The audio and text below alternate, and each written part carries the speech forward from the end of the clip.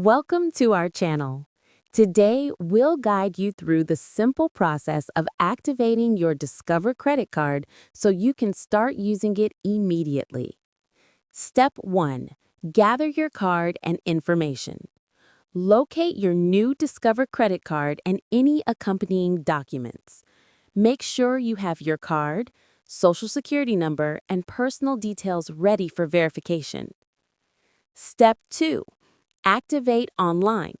Visit the official Discover activation website at discover.com/activate or log into your Discover online account. Navigate to the Activate Card section, enter your card number, and follow the on-screen instructions to complete the activation process. Step 3.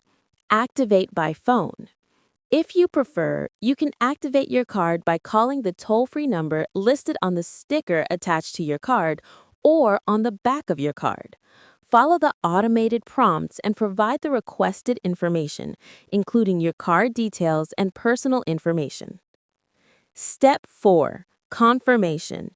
Once your card is successfully activated, you will receive a confirmation message either online or during your phone call. Your Discover credit card is now ready to use for purchases, online transactions, and any other Discover services. Don't forget to subscribe to our channel and give this video a thumbs up for more helpful tips.